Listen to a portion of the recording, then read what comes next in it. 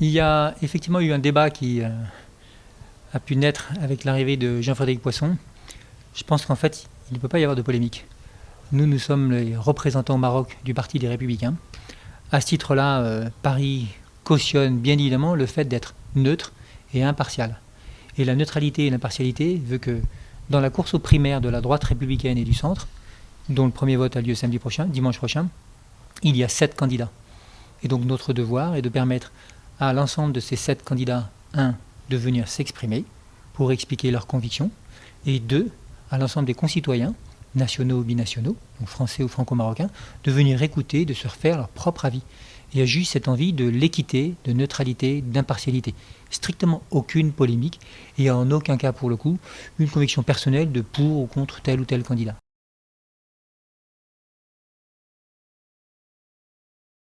Non. Je n'ai pas de temps à perdre à répondre à des polémiques qui ne sont pas fondées. Je suis très heureux d'être au Maroc. J'y étais d'ailleurs il y a déjà 6 mois.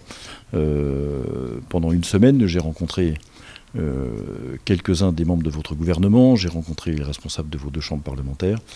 Je suis allé à Dakhla au Sahara pour voir également la richesse et le dynamisme du développement sur place. Et j'entretiens avec le Maroc et les autorités marocaines des relations très très amicales. Je reviens ici à Casa pour la campagne primaire de la droite et du centre, puisque à l'invitation des Républicains de Casablanca, je tiendrai ce soir une réunion publique ici même, à quelques mètres d'ici, pour débattre avec les électeurs français de l'élection présidentielle française et des échéances qui attendent notre pays. Oui, oui, mais pour la France et pour beaucoup de pays dans le monde, je pense, parce que il est probable que les États-Unis, avec la présidence de Donald Trump, entrent dans une phase plus isolationniste, plus repliée sur eux-mêmes en réalité. Sur le plan militaire, sur le plan diplomatique, M. Trump et Mme Clinton n'ont absolument pas la même vision des relations internationales et de la place des États-Unis dans le monde. Donc ça laisse à d'autres grandes puissances, davantage d'espace peut-être et davantage de place pour faire valoir à la fois leur vision, leurs intérêts, leur manière de voir l'équilibre du monde.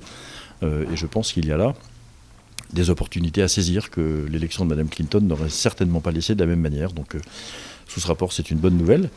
Je vois que M. Trump n'a pas du tout l'intention de faire prospérer ce fameux traité transatlantique, le fameux TAFTA, contre lequel je me bagarre énergiquement en France depuis maintenant des mois et des mois. C'est une deuxième très bonne nouvelle.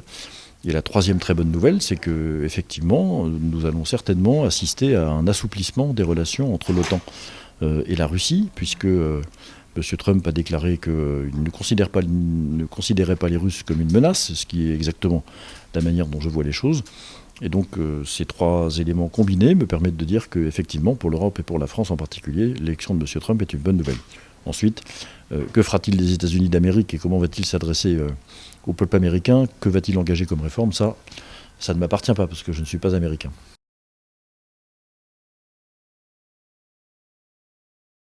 Nous avons des divergences tout à fait réelles avec le Front National, même si par ailleurs, la vérité oblige à reconnaître que sur un certain nombre de sujets, le Front National a raison. Et ce n'est pas parce que c'est le Front National qu'il a tort. Je ne partage pas avec le Front National son idée de la peine de mort, son idée de la laïcité qui restreint la liberté religieuse, sa volonté d'interdire systématiquement le port du voile dans l'espace public, la manière dont il envisage un système étatiste et très centralisé d'éducation en oubliant l'enseignement privé, sa volonté de sortir de l'Europe, sa volonté de sortir de l'euro, sa vision de l'économie. Enfin, il y a des tas de différences, mais il a raison lorsqu'il alerte sur le fait que, par exemple, nos territoires ruraux sont aujourd'hui abandonnés par l'État et que beaucoup de Français qui vivent dans les campagnes ont le sentiment d'être un peu délaissés. D'ailleurs, ce mouvement d'urbanisation croissante et de densité des populations urbaines, qui touche, je crois, aussi le Maroc, pour le coup, est également vécu en France. Il est mal vécu, avec un sentiment d'abandon qu'un certain nombre de nos concitoyens connaissent.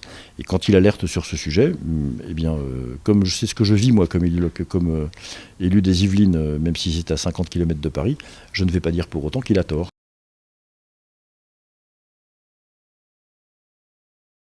Et par ailleurs, il reste vrai que notre pays est profondément déstabilisé par un choc migratoire qui se renforce ces derniers temps et qu'il faut que nous trouvions le moyen à la fois de faire une pause sur ce domaine et en même temps d'engager avec les pays d'origine des migrations des mécaniques de co-développement qui permettent aux personnes de ne pas ressentir un besoin impérieux d'émigrer pour aller trouver en dehors de leur pays les moyens de leur propre subsistance. Il y a un enjeu là qui est à la fois de recueillement en quelque sorte du peuple français et en même temps de faire en sorte que la France continue d'aider et d'être présente auprès des pays qui ont besoin de notre aide et auxquels je suis parfaitement prêt et avec toute la générosité nécessaire à donner un coup de main autant que de besoin.